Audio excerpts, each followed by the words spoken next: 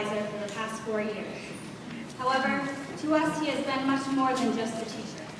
He has been a role model and, more prominently, a friend. It seems only fitting to have Mr. Lynch as our speaker today. The class of 2014 will miss him dearly as we take the next step in our lives, but it is evident that our bond with Mr. Lynch will extend past the doors of Milton High School. Please join us in welcoming our honored speaker, Tim Lynch.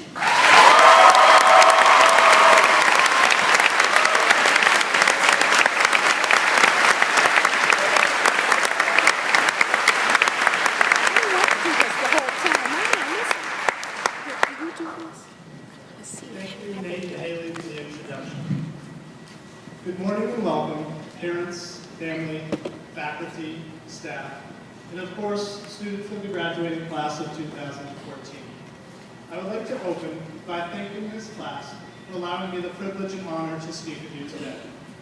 On my graduation invite, there was a personalized note that said, "Mr. Lynch, I can't wait to hear you speak. I will remember it for the rest of my life." Thanks for that. It has really helped to reduce my stress these past few months.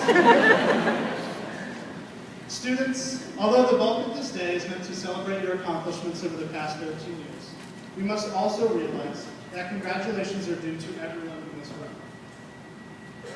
Congratulations to the parents and guardians of the soon-to-be graduates. I have had the pleasure of getting to know many of you from sporting events, drama plays and festivals, open houses, coffee houses, and other extracurricular events. The support you demonstrate on a daily basis is crucial to the success of the students here today. I can't tell you how many student scholarship essays I read stating their most influential person was a parent or guardian. Congratulations, faculty and staff from the elementary, middle, and high school. Stringing together 13 years of coherent lessons and units in a variety of fields is an amazing accomplishment. We should be incredibly proud of the group being presented with diplomas today. From picture books to chapter books to novels, and from addition and subtraction to the calculation of area between curves, we have helped these students accomplish amazing things.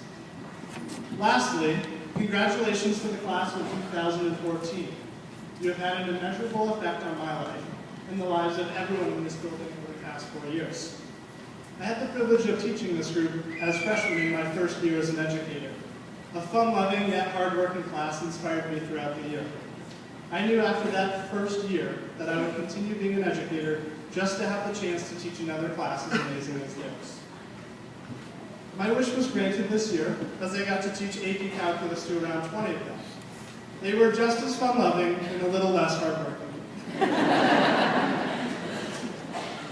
One of the reasons I was eager to accept the position of graduation speaker was to have one last chance to teach the graduating class some things that didn't fall under any particular curriculum in Milton High School. Despite all being on different paths next year, there is one thing we all have in common. There is a steep learning curve ahead. Whether in the classroom or not, there is still an inexplicable amount of growth in the coming years. The following anecdotes are some personal life lessons that I learned after my own high school graduation. Hopefully, these lessons will give you a leg up next year and the years to come with whatever it is that you are pursuing. My first year of college was at North Carolina State University. It was here that I learned my first lesson, patience. My roommate, a sophomore, strike one, had scraped together a .5 GPA his freshman year and was on academic probation. Strike two. One of his unfortunate habits was to do dip, and he would dispose of his dip spit in Dr. Pepper bottles that littered the room. No. Strikes 3 through 81. And so I practiced patience, in hopes a peaceful resolution would present itself in the future. You see, cohabitating with another person is always a game of give and take. He dealt with my snoring, which admittedly is no small feat, and I dealt with his dipstick. Until the day came when he decided to drink one of his Dr. Pepper bottles filled with Dr. Pepper. Needless to say, the bottles were promptly cleaned up and the practice never repeated. My other lasting memories of NC State were unfortunately no fonder than the first. There was the April Fool's Day call home at 2 o'clock in the morning to my mother, saying I was going into surgery for an appendectomy, that I only wish was a prank. It's very hard to be taken seriously on April Fool's Day with seemingly exaggeratory claims. Then came the cherry on top, and my personal favorite, being sued by the Record Industry Association of America. Really, this is a sub-lesson of the larger picture. Don't download music illegally. Granted, roughly 60% of Americans were at some point involved, but it didn't make it any more legal. Just don't. You'll have to look back and justify the $3,000 CD full of Enrique Iglesias and Usher you gave your now ex-girlfriend for Valentine's Day. Hashtag not worth.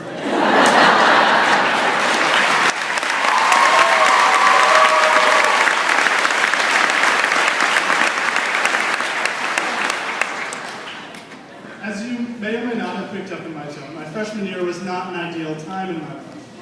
Towards the end of the year, I struggled being away from the life I had created in high school, my family, and yes, I'll admit it, my girlfriend at the time. After much debating and worrying that people would think less of me for transferring home, I made the decision to attend the University of Vermont in the fall for my sophomore year. It was one of the best decisions of my life and where I learned my next life lesson. Don't be afraid to put yourself out there. During my junior year, I was invited to a Halloween, we'll call it get-together. I wasn't really the going out type, so I decided to put myself out there and join my roommates. My outfit was that of Happy Gilmore, because it wasn't hard to find blue sweatpants, a Bruins jersey, and hiking boots in my apartment at the time. The highlight of the evening was a text from a friend that read, and I quote, "My roommate thinks you're cute." And so was born the phrase, "love at first text." Had I not gone out that night, and instead opted for yet another night of epic gaming, I would have not met the girl who sits today in the crowd as my fiancée.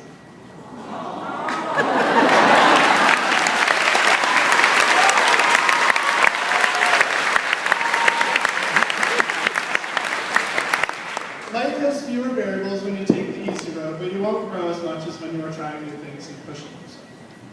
The last lesson that I will share with you started 4 years ago.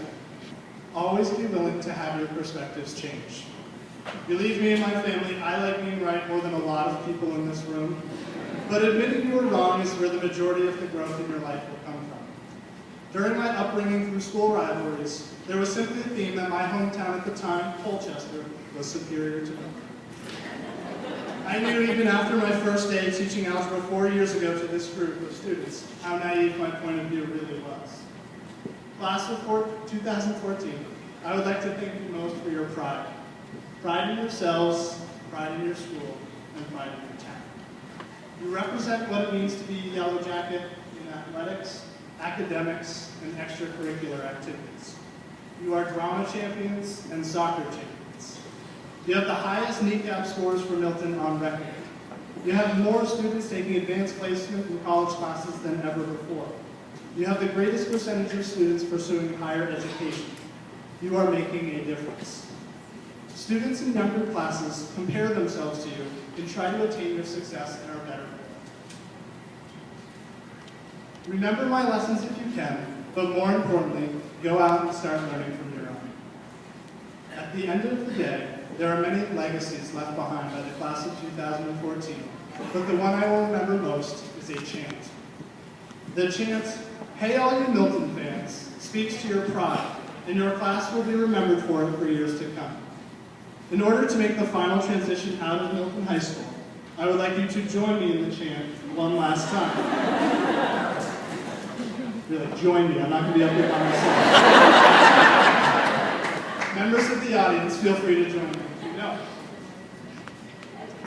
Banana.